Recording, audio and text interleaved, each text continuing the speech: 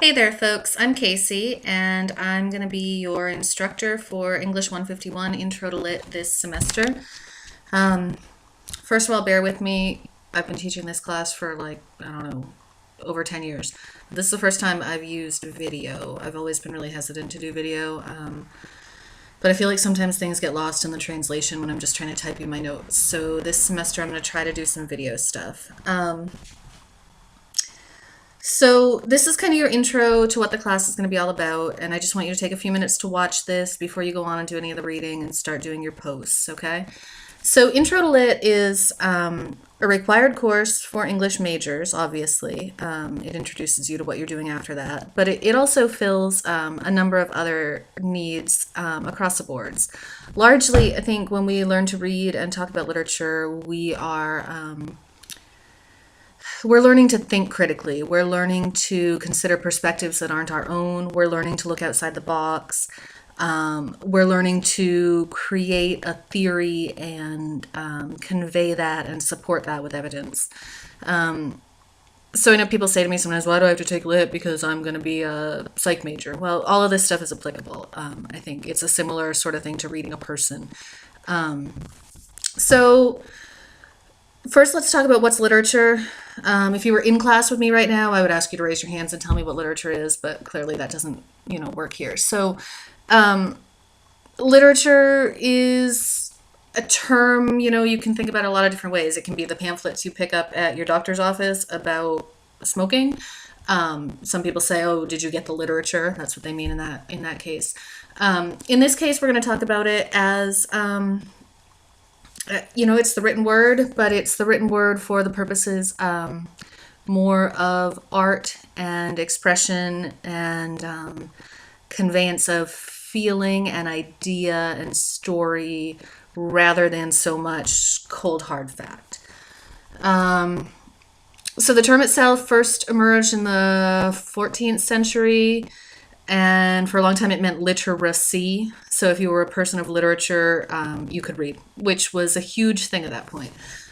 We kind of take for granted that we can read, that books are available to us, that we can surf through Facebook, but really until, gosh, especially the 1900s, but really until the 19th century, the 1800s, that wasn't the case. Most people could not read, and if they could read on a very very minimal level, and they didn't have access to the printed material. It was very much, and this is why, sometimes we think about college as being for rich people or for super smart people. That's kind of where that idea came from. Access to literature and therefore to learning, because we didn't have the internet or TV at that point, was for centuries and centuries and centuries limited, specifically to the wealthy, more specifically to the white wealthy, and most specifically to white wealthy men. It's really only been in the last 200, but even really more like 100 years that those doors have started open, and it's not just an elitist thing. It's become a thing that everybody can access.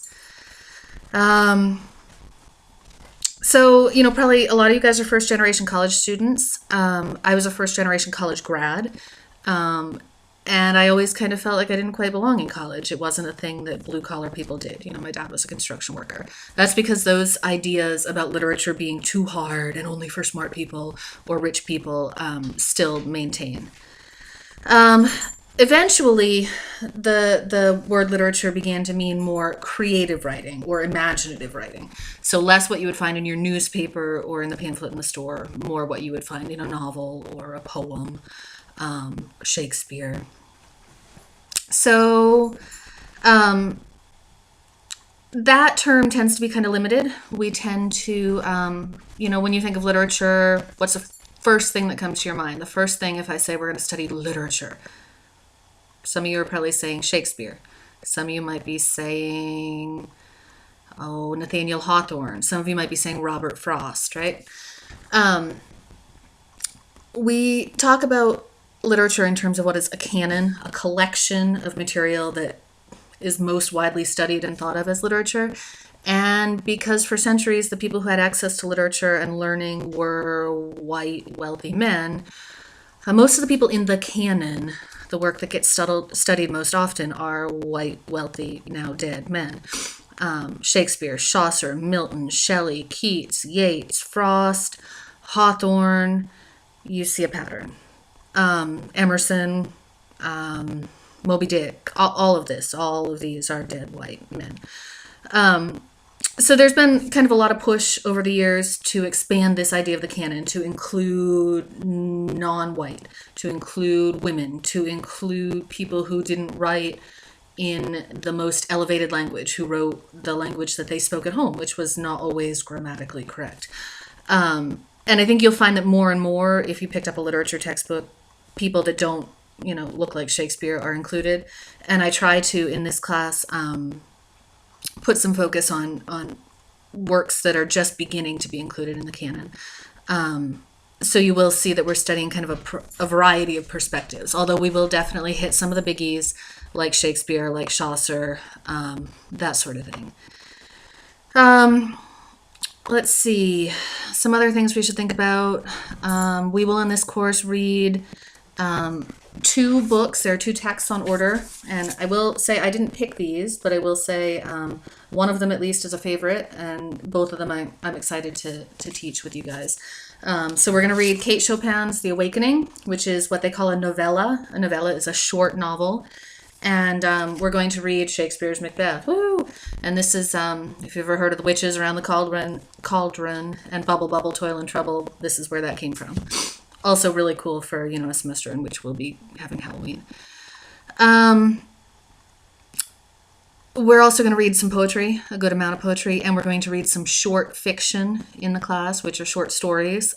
Generally, they're under 40 pages, but in this class, I think most of them are under, 15 or 20 pages. So I want you to think, as you're starting to take the class, as you're starting to get into the work, about a couple of things. One, why would you study literature? You think about why you might study literature, and most of you are like, because I have to. I get that. But there are other reasons. One, studying literature helps you write. You have to analyze, you have to synthesize, you have to kind of put pieces together, look at patterns, relate them to other texts. It helps you write in this class and in other classes. Studying literature makes you question your assumptions. It makes you think about different ways of using language, which can really open doors and windows. It helps you understand your own life. Even in reading about someone you've never seen, met, heard of, who looks nothing like you in a part of the world far, far away, you can get a human connection that makes you understand yourself or things that are happening in your own community better. There are so many reasons to love studying literature, and I have to admit I'm that geeky person who likes to read for fun. But you study literature and you love it because it's beautiful, because it helps you escape from the world, because it makes you feel things. There are also reasons that people don't like it, myself included.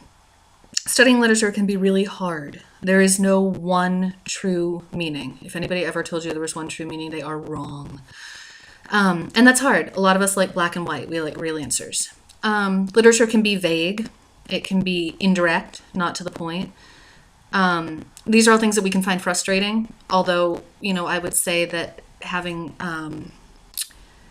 I would say that learning to work through these things makes us better